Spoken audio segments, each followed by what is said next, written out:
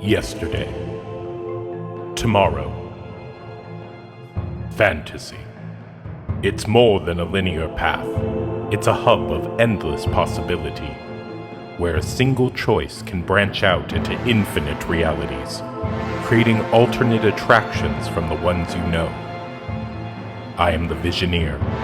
I am your guide through these vast new realities. Follow me and ponder the question, what if?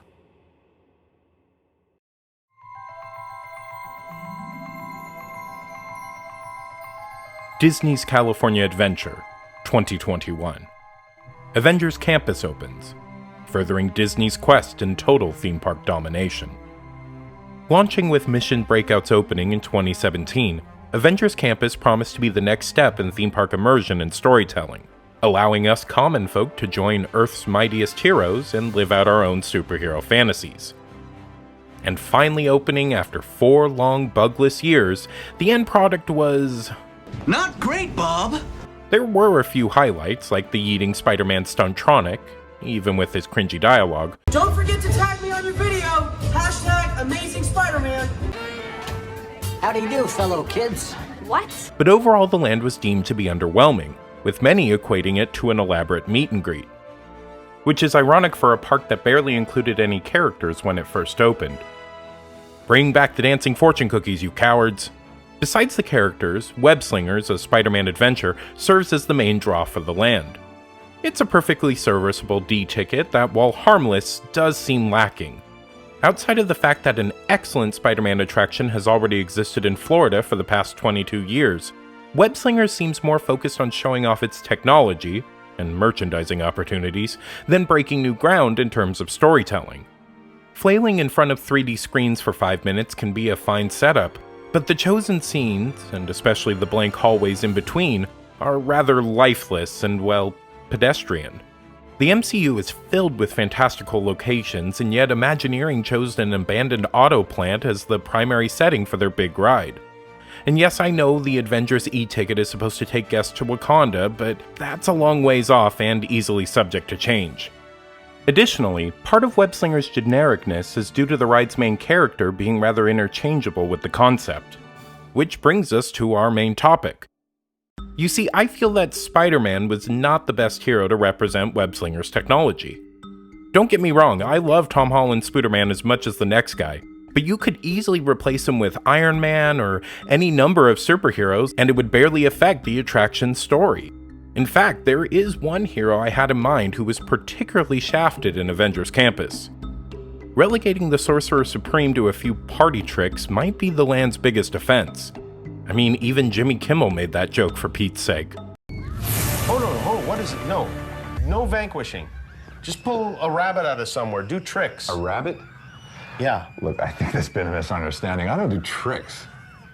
You don't do tricks? No. The Sanctum Ruins easily contain the best theming in the rather sterile land, and are just begging to serve as an attraction's facade. So I ask you, what if Doctor Strange had an attraction in Avengers Campus? Since this is the first episode, I want to lay a few quick ground rules before jumping in. The timeline for each attraction's opening will remain consistent with the one it replaced, so while I would love to include aspects of No Way Home or Multiverse of Madness in my pitch, WebSlingers opened in June 2021, so my Doctor Strange experience will too. Secondly, when discussing a replacement to a specific attraction, the general concepts of the existing ride will also carry over. It's not like Imagineering would have started completely from scratch, so the ride vehicles and tech from WebSlingers will have to be applied here as well. And this isn't to say that what I come up with is better than reality. Think of it more as a fun thought exercise demonstrating the creative possibilities of theme parks. With all that out of the way, it's finally time for us to enter Doctor Strange: Battle for the Sanctum. The experience begins mostly the same, with the pre-existing sanctum serving as the attraction's exterior queue and entrance. After winding our way through the ruins, we're held in a courtyard that currently hosts the Doctor Strange show. But instead of the prominent doors merely serving as backstage access, they'll now open into the attraction's pre-show. As our eyes adjust to the dim interior, we find ourselves in a large stone chamber. Chain glowing books line the walls, while an illuminated map of the world slowly rotates overhead. Directly in front of us lies a stone balcony upon which stands an ornate archway to the adjacent room. Eventually, the doors close behind us and the Sorcerer Supreme himself emerges out onto the balcony. His appearance is achieved in the same manner as Spider-Man's, but with additional elevation and distance to help maintain the illusion.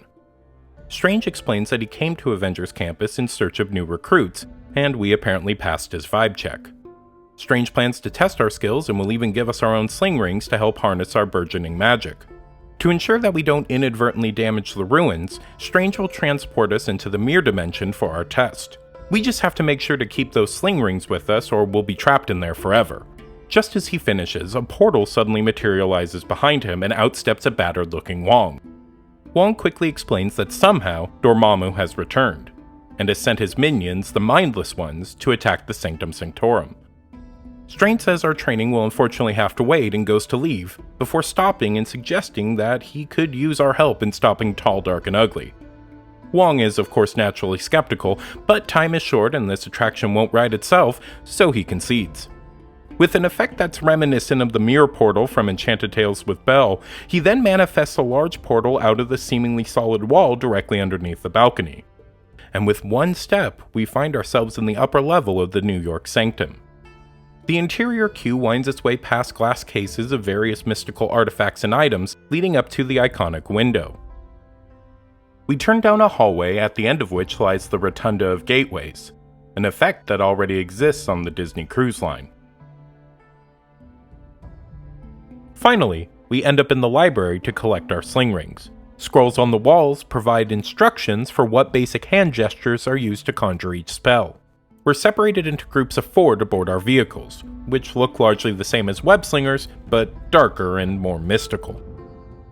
Once on board, our vehicles leave the library and turn into the foyer of the Sanctum. Our sling rings help track our movements as we join Strange and Wong in battle. After a few minutes, we move into the next chamber where we see the Mindless Ones attempting to open the doors to the other sanctums.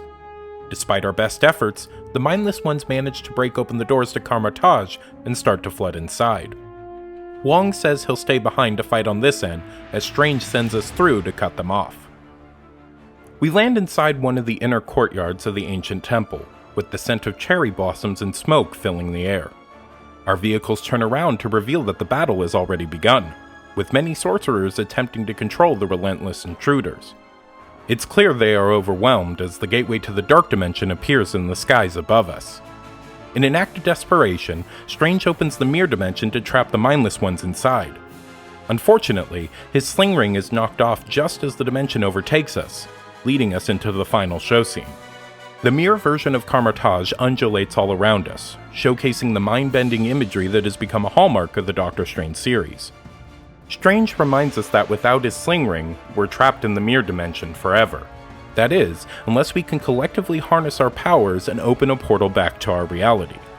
While Strange is busy keeping the Horde at bay, he tells us to imagine the ruins of Avengers Campus.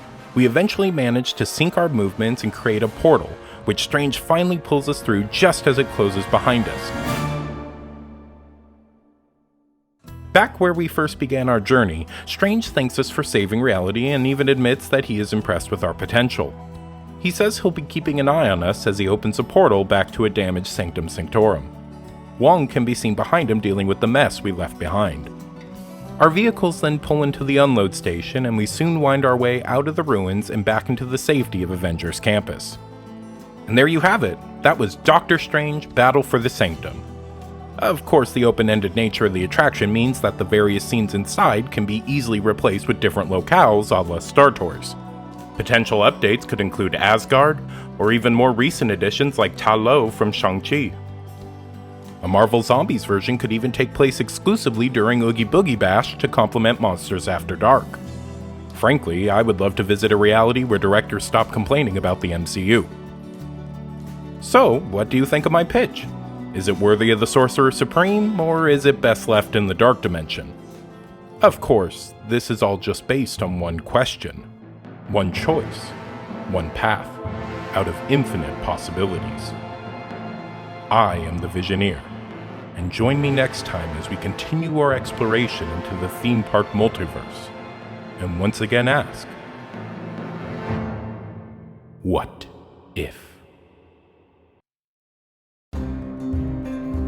Thank you so much for watching, everyone. This series was a long time in the making. My current hope is to release a new installment each month, and don't worry if Disney isn't your thing.